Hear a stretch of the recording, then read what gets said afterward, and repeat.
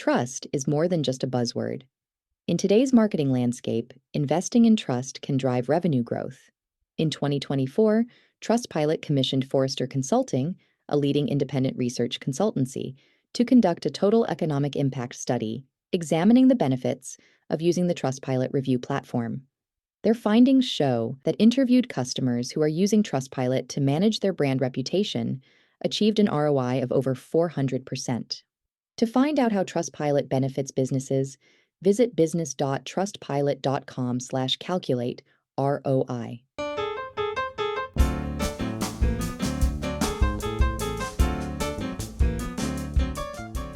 Hi, I'm Adrienne Pasquarelli, Special Projects Editor and Senior Reporter at Ad Age, and welcome to another edition of the Marketer's Brief podcast, our weekly discussion about marketing news and trends that have the industry buzzing. In recent years, marketers have begun to pay more and more attention to Generation Alpha, the group of youngsters born beginning in 2010.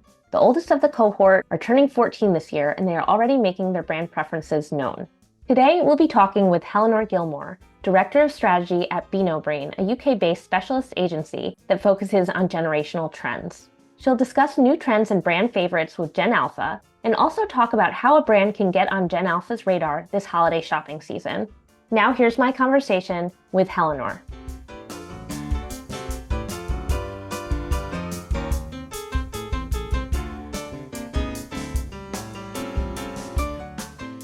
Hi, Helenor. Thank you so much for joining us. Thanks for asking me. I'm happy to be here. So let's start with a bit of a recap for some of our listeners who might be unfamiliar with Generation Alpha. How would you describe this group? Gen Alpha were born in the same year as the iPad, so from 2010 onwards. So the eldest amongst them has just hit 14. And they are really quite different from generations previous to them. They are way beyond digital natives. In fact, we describe them as digital creators and digital engineers. It's just second nature to them. So digital brands can't rely on the fact that Gen Alpha will use their products the way they were intended. They're used to hacks and using them in lots of different ways. And because of that access, that digital access, they've got huge access to content and lots of information. So there's lots of pre-generational stuff that comes to them that wouldn't have happened with previous generations. So they tend to have a lot of access to lots of different content. Quite individualistic as well. Obviously, they're children and they like to fit in, but at the same time, they like to express their individualism, which is absolutely driven by their millennial parents who fully support them in that. And they think quite differently. They're quite solution focused. They won't fall back on previous narratives or the way things have done, so they can move to solutions. I think this comes from the wide knowledge and the content that they have access to, plus their digital first tendencies too. And then also they have distinct challenges that are bespoke really to this generation. Obviously, they're a COVID generation, so there are some downsides around that and some impacts on mental health. And obviously the digital connection as well. They have challenges around that too that perhaps can impact on mental health too. So quite a distinct generation, even from Gen Z to, the next generation up. One thing that you mentioned is particularly interesting to me, kind of this saturation of content. They are just exposed to so much all the time, multiple screens, stuff like that. It feels like they're almost desensitized. It's harder for a brand to break through when you think about a YouTube video or something like that. It absolutely is. I mean, if we take the example of YouTube, for example, we've seen a real fragmentation even over the last 2 or 3 years in video content. 2 or 3 years ago, we would find kids amassing around huge creators and mass audiences. And now what we get is a long tail of lots of different creators. So it is quite difficult to get that breakthrough. And it's the same for brands too. Salience and a really clear message is super important for this generation, absolutely. Yeah, it feels like they're hoppers. They just hop from one thing to the next because there is so much. One thing that we've written about Gen Alpha in particular is that they are more brand aware than previous generations. It's harder for brands to reach them, but they are aware, kind of more sophisticated when it comes to knowing brands. Why is this? Oh, they're supremely brand literate. Again, I think it's about the level of content that's coming to them. I think there's a lot of cross-generational stuff as well. They're growing up in quite democratic households, so there's a lot of parent and child activity that goes on as well. So there's a lot of that. So things, for example, the nostalgia attached to Coca-Cola and holidays and things like that, that's already in their lexicon. So yes, absolutely, they are brand literate. And you've been studying the brands in particular that are resonating with the group in your Coolest Brands report, Beano's Coolest Brands report. Can you tell us about how you conduct the report? And then we'll get into some of the recent findings. Yeah, absolutely. We have quite robust methodology around our report. It's a 12-month process. And the first thing we do, we have what we call a longitudinal ethnographic research panel. So this is a panel of kids across the US that we speak to on a really regular basis, face to face. From those interactions, we have 12 months of interactions across that. From there, we observe the brands that they're interacting with. They could be wearing them, often they're eating them or drinking them in front of us. And also the brands they're talking about and engaging with. They could be on YouTube, they could be playing Fortnite and things like that. And from there, we make up a long list. And that long list, we look at it, we cut it down, I think, this year to 130 brands that we then put into our bespoke omnibus. And that measures surveys from kids aged 7 to 14. And we ask one simple question: which of these brands do you think is cool? And that gives us our top 100. This year we had over 55,000 responses in the US to those questions. But we don't stop there. We then take it back to our panels to have a really good look at the top 100 and specifically the top 25 and get back from them what it is that makes those brands cool. And from there, that gives us our top 100. So it's particularly kid focused with a lot of detail in there as well, in understanding what it is that makes those brands stand out. The ranking seems like it would be particularly challenging once you get into the top 25.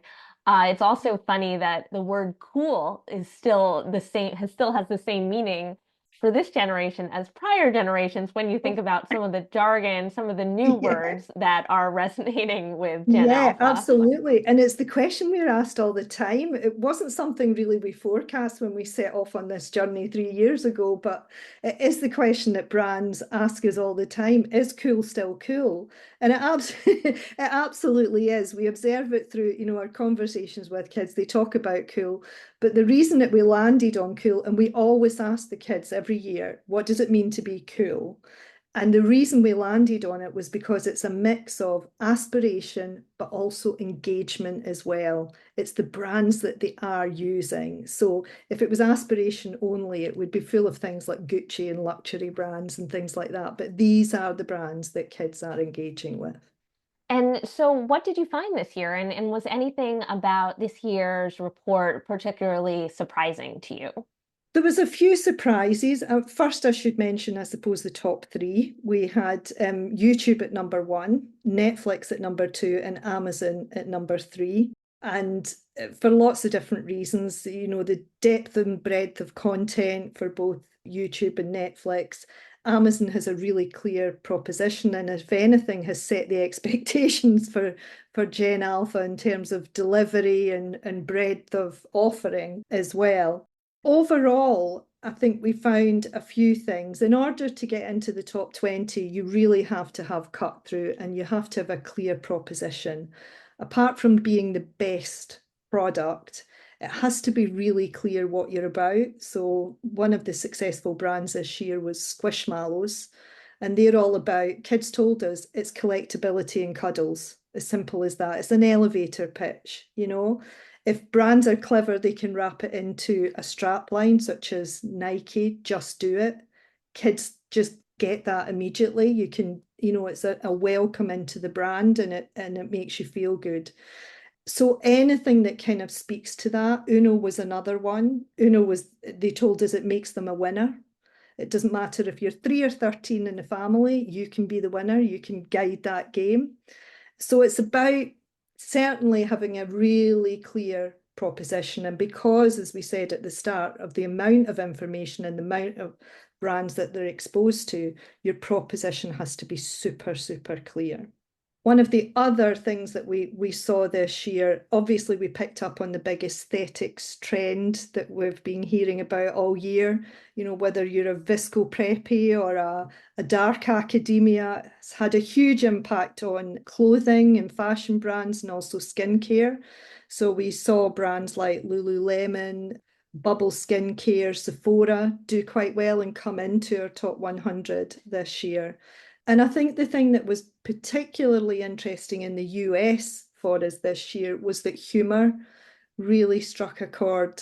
Brands often talk about, you know, we have to make things fun for children, but in fact, it's tougher than that. You've got to make it funny, and which is super hard to do. And two brands that did that particularly well this year and have ended up in our top 20 were Sour Patch Kids with their Sour Then Sweet campaign, and also Chick-fil-A with the cows billboard campaign. And the kids recall that and they think it's funny and it, you know.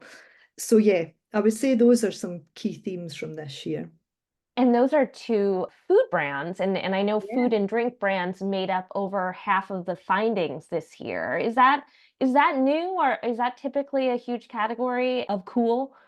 It is a huge category. I think traditionally, if we think back, the food brands are the ones that have had previously traditionally had the highest marketing budgets as well, and probably had the biggest focus on what it means to be a brand and how to stand out. So they've probably benefited from those generations of investment there, and it does tend to make them stand out. What I would say is the top 20 do tend to be best in class products. So if you're looking for a sour sweet, then it has to be Sour Patch Kids. If you're looking for chocolate, it has to be Oreo. If you're looking for snacks, then it's Kit Kat. So it does tend to be best in class of the products themselves, if you like. Food and drink is within families, it's celebration, isn't it? It's the way that people come together, and a lot of the food and drink brands have associated themselves with celebrations. Sour Patch for Halloween, for example, Pringles and Doritos in the US for movie night and Christmas and things like that. So we have seen brands, particularly food and drink brands, associate themselves with occasions, which seems to create resonance with kids as well. And you mentioned Lululemon, Sephora, and Bubble, I think it was in particular as being in the top list. Is that the first time that they've made it, or have their rankings just increased? This is the first Yeah, time. no, we've seen quite a few skincare and beauty brands come in, all off the back of the aesthetics trends this year. Lots of get ready with me videos on TikTok and things like that. And there's certainly brands have benefited from that. I think they've also benefited from a distinctly feminine vibe as well. If you see some of the products that have come into the market, they're definitely deploying a distinct pastel palette as well, which seems to appeal to girls. And if we look at some of the breakthrough music stars like Sabrina Carpenter and Chappelle Roan and all of that, it looks as if they're certainly riding a crest of a trend at the moment, of a feminine trend, if you like. Let's take a quick break for this message from our sponsor.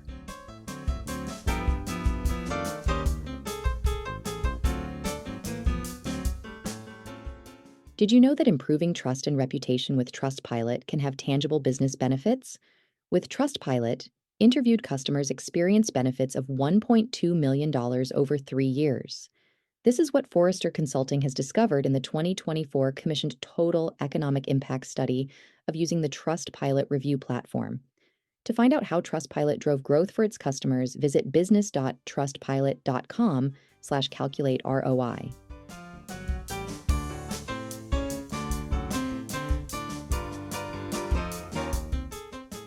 Welcome back. So let's talk about how brands that might not be on the coolest brands list or even on Gen Alpha's radar, how they can get there. What can a brand do to make sure that they're on a young teen's holiday wish list this year, for example?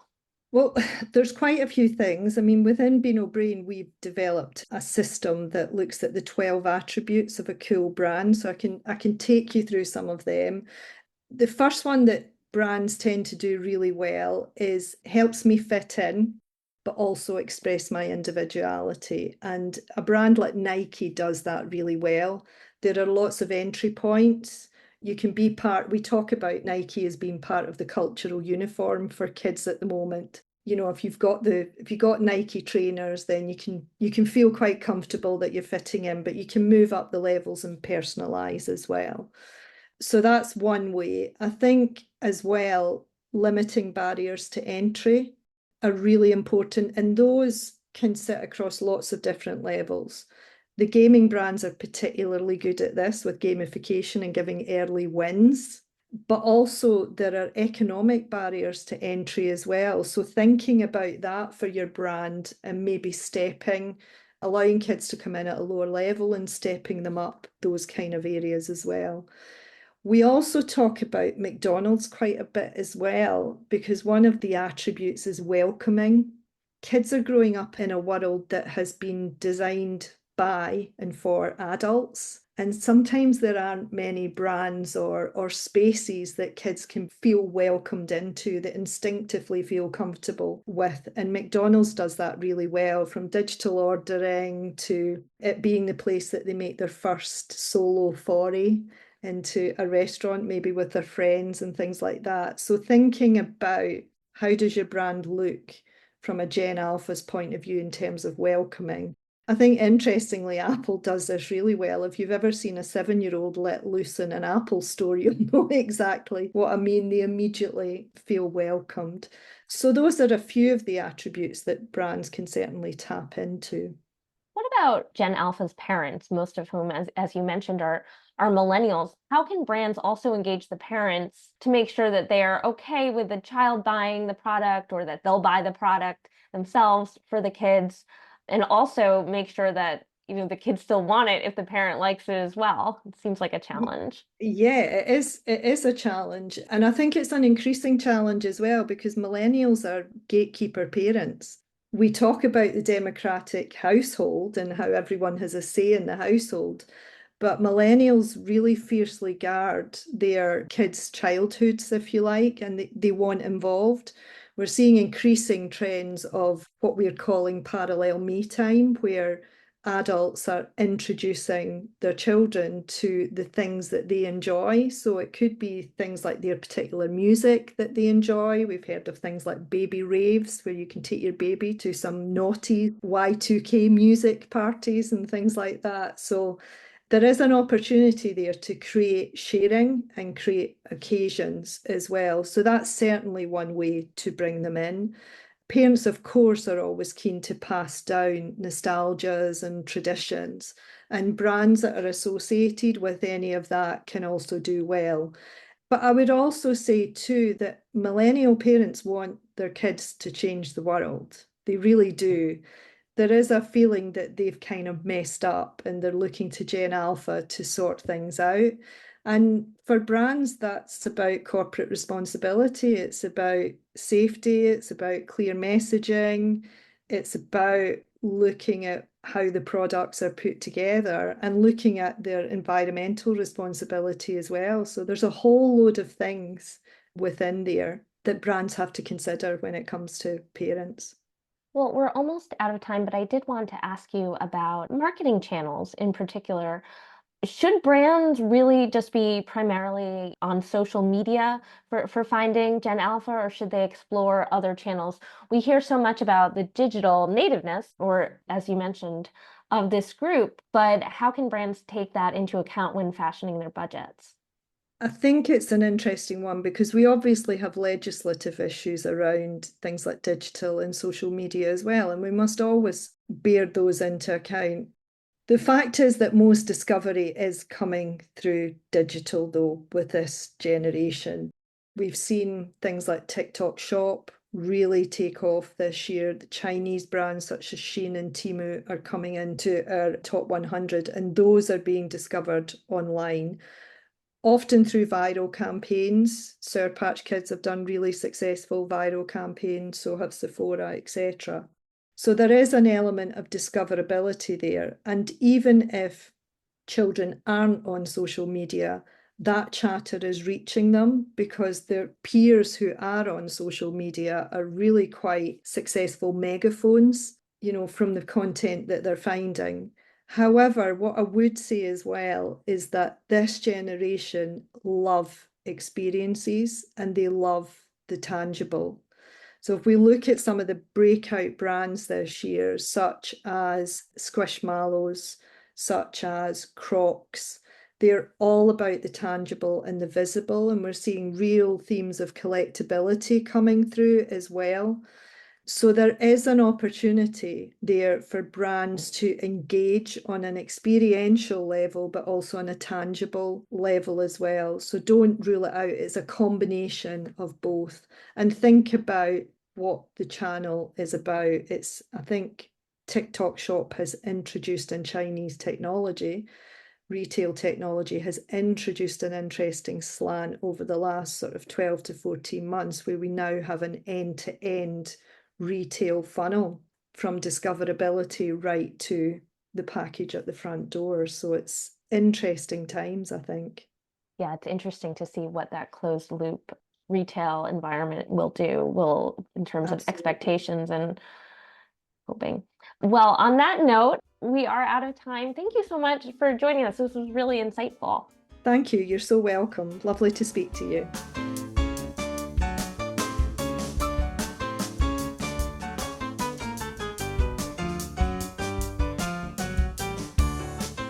That was Helenor Gilmour, Director of Strategy at Beano, and I'm Adrienne Pasquarelli, Special Projects Editor and Senior Reporter at Ad Age. I'd like to thank our producer, Lauren Chiardio, and invite you to subscribe to the Marketer's Brief podcast on your favorite player. We promise to keep it brief, or at least short enough for your morning coffee. Thanks for tuning in. Marketer's Brief listeners get $40 off an adage.com subscription. Sharpen your marketing edge and visit adage.com/brief for your discount.